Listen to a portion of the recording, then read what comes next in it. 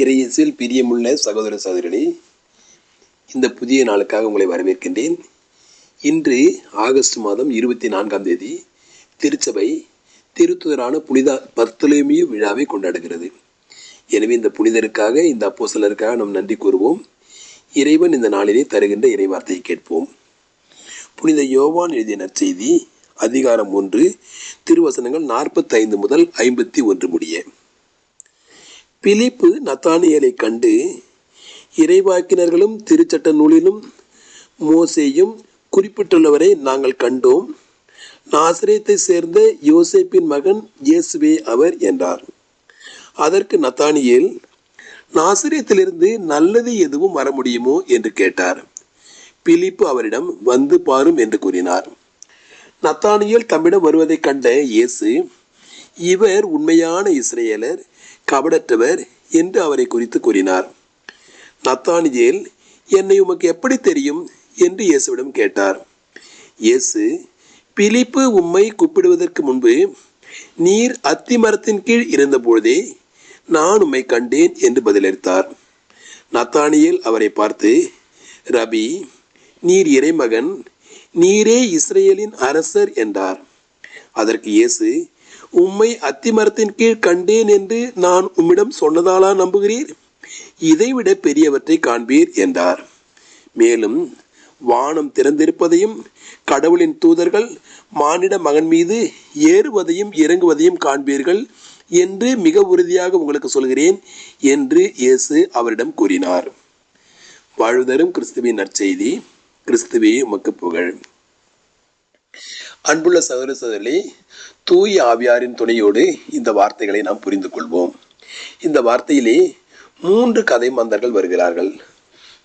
ஒன்று இயேசு சுவாமி, 2வது பிலிப்பு, 3வது பர்த்தலோமியு. பர்த்தலோமியுக்கு நத்தனியேல் என்ற ஒரு இயற்பெயரும் உண்டு.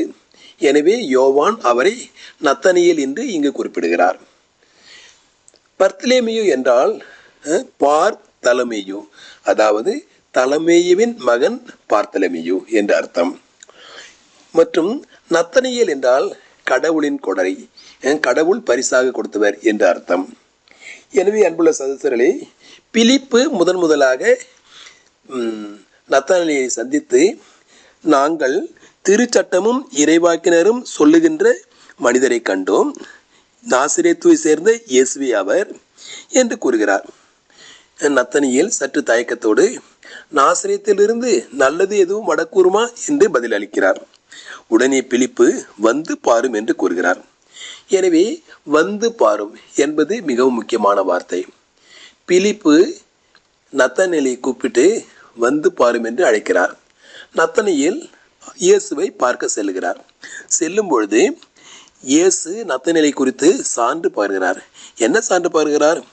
இவர் உண்மையான இஸ்ரவேலர், இவர் கபடற்றவர்.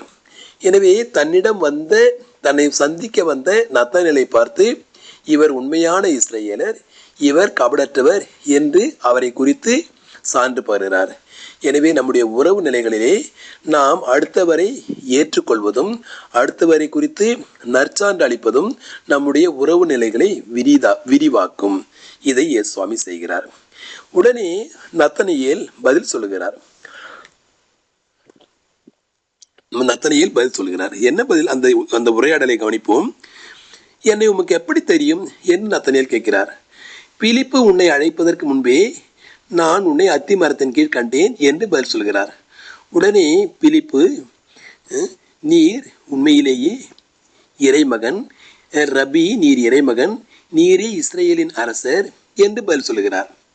உன்னை அத்தி மரத்தின் கீழ் கண்டதாலா நீர் என்னை இப்படி அறிக்கையிடுகிறாய்? இதைவிட பெரியவற்றை காண்பாய் என்று இயேசு சொல்லி, வானம் திறந்திருப்பதையும் வானதூதர்கள் ஏறுவதையும் இறங்குவதையும் காண்பீர்கள் என்று சொல்லுகிறார். எனவே வந்து பாரும், இது முக்கியமான வார்த்தை. இதனை இப்படியாக சிந்திப்போம். பிலிப்பு நத்தனியேலை கூப்பிடுகிறார், வந்து பாரும் என்று. உடனே நத்தனியேல் செல்லுகிறார்.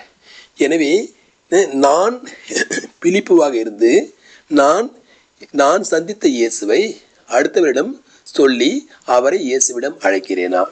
வந்து பாரும் என்று சொல்கிறேனா? இரண்டாவதாக, நான் நத்தனேலியாக இருந்து, நான் பர்த்தலோமியாக இருந்து, என்னிடம் பிலிப்பு வழியாக உரைக்கப்பட்ட அந்த இயேசுவை சென்று நான் சந்திக்க செல்கிறேனா? எனவே 2 வழியாக நாம் சந்திப்போம். நான் பிலிப்புவை போன்று இயேசுவிடம் மற்றவர்களை அழைக்கிறேனா, விரும்பி அழைக்கிறேனா, வந்து பாருங்கள் என்று சொல்கிறேனா? நான் நத்தனேலை போல என்னிடம் கொடுக்கப்பட்ட அழைப்பை விரும்பி ஏற்றுக்கொண்டு இயேசுவிடம் செல்கிறேனா? அப்படி நான் செல்லும்பொழுது இயேசு என்னை பார்த்து சொல்லுவார், இவர் உண்மையான இஸ்ரவேலர், இவர் கபடமற்றவர் என்று எனக்கு அவர் நற்சான்று அளிப்பார். அப்பொழுது நானும் சொல்ல முடியும், ரபி, நீரே இறைமகன், நீரே இஸ்ரேலின் அரசர். இயேசுவை இஸ்ரேலின் அரசர் என்று முதலாக அறிக்கையிட்டவர் இந்த நத்தனியேல். இயேசுவை இறைமகன் என்று முதலாக அறிக்கையிட்டவர் இந்த நத்தனியேல். எனவேதான் இயேசு சொல்கிறார், இன்னும் பெரிய காரியங்களை நீ காண்பீர்கள் என்று சொல்கிறார். எனவே அன்புள்ள சகோதரர்களே, நாம் அடுத்தவரை ஏற்றுக்கொள்வதும், இயேசுவை சந்திக்க செல்வதும், இயேசுவை அவருடைய குறித்து விசுவாச உண்மைகளை அறிக்கையிடுவதும், நாம் சந்தித்த இயேசுவை பிறருக்கு அறிவித்து மற்றவரையும் இயேசுவிடம் கூட்டி வருவதும் இறைவன் நமக்கு இயேசு கிறிஸ்து வழியாக இன்றைய புனிதரான நத்தனியேல் வழியாக கொடுக்கின்ற பாடங்கள். எனவே இதனை ஏற்றுக்கொள்வோம், இதனை செயல்படுத்துவோம், அடுத்தவரையும் இயேசுவின் அனுபவத்திற்கு அழைத்து வருவோம். இப்படியாக அடுத்தவரை நாம் அங்கீகரிப்போம். இயேசு அங்கீகரித்தது போல நாம் அடுத்தவரை அங்கீகரிப்போம்.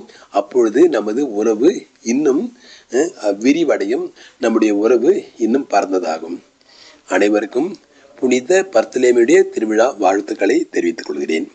சமாதானம்.